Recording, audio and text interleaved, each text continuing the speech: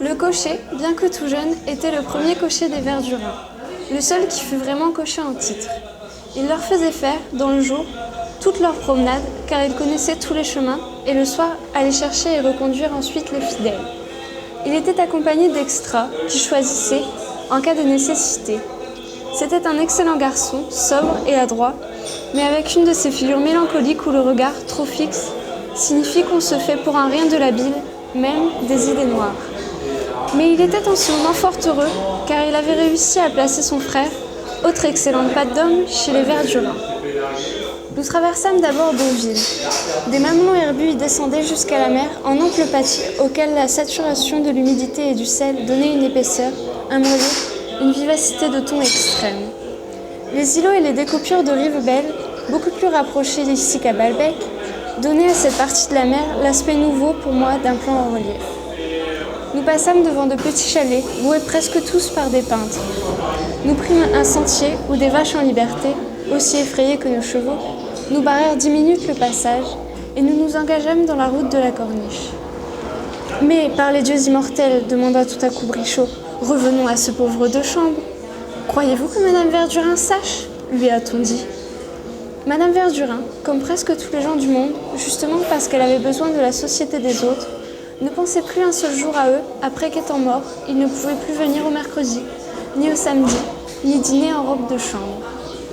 Et on ne pouvait pas dire du petit clan, imageons cela de tous les salons, qu'il se composait de plus de morts que de vivants, vu que, dès qu'on était mort, c'était comme si on n'avait jamais existé.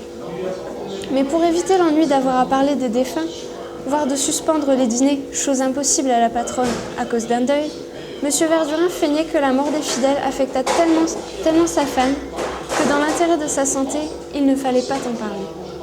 D'ailleurs, et peut-être justement parce que la mort des autres lui semblait un accident si définitif et si vulgaire, la pensée de la sienne propre lui faisait horreur et il fuyait toute réflexion pouvant s'y rapporter. Quant à Brichot, comme il était très brave homme et parfaitement dupe de ce que M. Verdurin disait à sa femme, il redoutait pour son ami les émotions d'un pareil chagrin. « Oui, elle sait tout depuis ce matin, dit la princesse. On n'a pas pu lui cacher. »« Ah, mille tonnerres de Dieu !» s'écria Brichot. « Ah, ça a dû être un coup terrible. Un ami de 25 ans. En voilà un qui était des nôtres. »« Évidemment, évidemment, que voulez-vous, dit Cottard.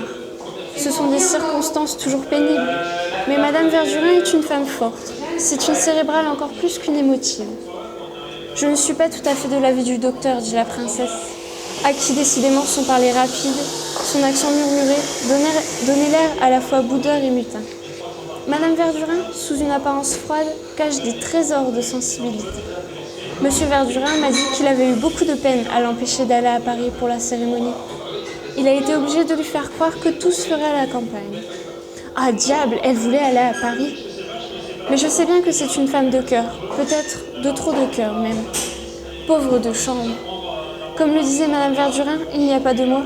À côté de lui, Planté, Paderewski, Rissler même, rien ne tient. Ah, il a pu dire plus justement que ce matu vu de Néron, qui a trouvé le moyen de rouler la science allemande elle-même, qualis artifex pereo, mais lui du moins, de chambre, a dû mourir dans l'accomplissement du sacerdoce en odeur de dévotion beethovenienne. Et bravement, je n'en doute pas, en bonne justice. Cet officiant de la musique allemande aurait mérité de trépasser en célébrant la messe en lui. Mais il était, au demeurant, homme à accueillir la Camarde avec un treillis, car cet exécutant de génie retrouvait parfois, dans son ascendance de champenois parisianisé, des crâneries et des élégances de garde française.